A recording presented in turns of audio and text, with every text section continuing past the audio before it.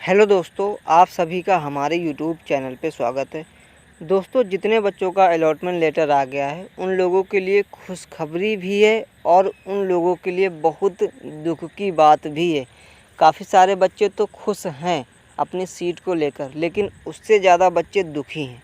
अब ऐसा मैं क्यों बोल रहा हूँ, चलिए मैं आप सबको क्लियर बताता हूँ।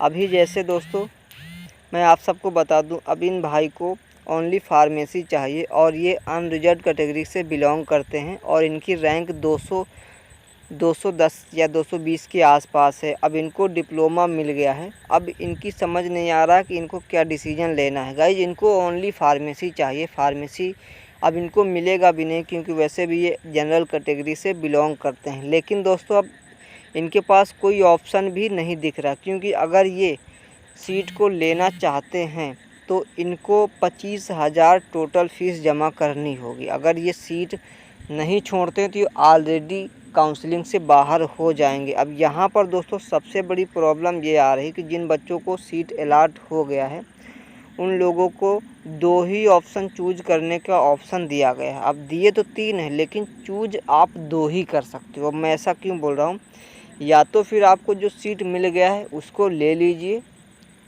फिर काउंसलिंग से आपका काम ख़त्म, या तो फिर एक्सेप्ट एंड अपग्रेड कर दीजिए। अब दोनों ऑप्शन आप चूज करोगे, बात एक ही है, बस ये है कि आप एक्सेप्ट फ्रीज कर दोगे तो उस सीट पे कब्जा हो गया आपका और वही सीट आपको लेना है। फिर उसके बाद आगे कुछ आपको काउंसलिंग नहीं करनी। लेकिन एक्सेप्ट एंड अपग्रेड करोगे तो यहाँ पर ये होगा कि आपको जो सीट मिला है वो सीट तो आपने ले लिया, उस पर कब्जा हो गया और नेक्स्ट राउंड में फिर से आप पार्टिसिपेट कर पाओगे।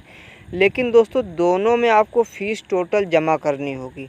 अब बाई चांस जिस बच्चे को डिप्लोमा मिला है, ठीक है, अब डिप्लोमा फर्स्ट राउंड में अलॉट हुआ है, अब उसको चाहिए बैचलर।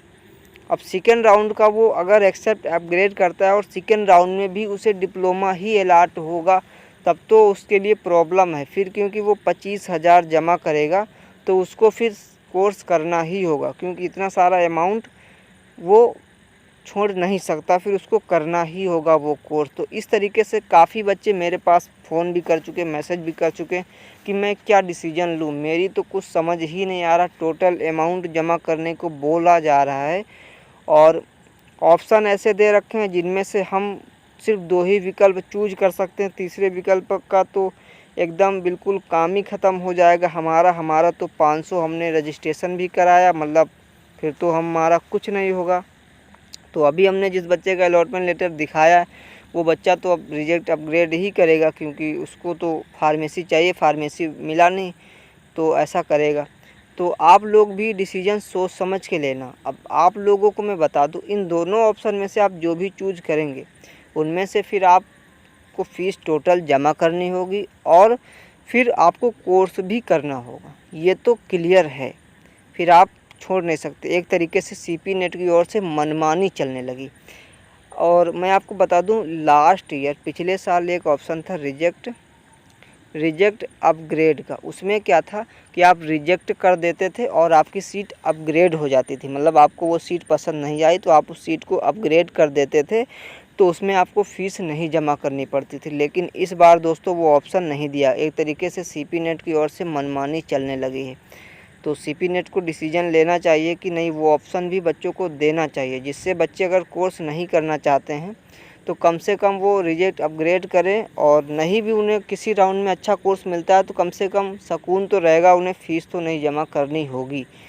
तो इस पे उन लोगों को डिसीजन लेना चाहिए। यहाँ पे 3 ऑप्शन है, लेकिन आप चूज समझ लीजिए 2 ही कर सकते हो, क्योंकि इसको करोगे तो आप बिल्कुल ही बाहर हो जाओगे। तो इसीलिए आप लोग डिसीजन सोच समझ के लेना, क्योंकि आप सीट अगर ले लोगे तो आप छोड़ नहीं सकते, आपको पढ़ना ही होगा। फिर चाहे आपको सेकेंड राउंड में जो भी कोर्स मिले वो भी आपको एक्सेप्ट करना होगा। तो ये सारी चीज़ें हैं। तो चलिए फिर मिलते हैं नेक्स्ट वीडियो में।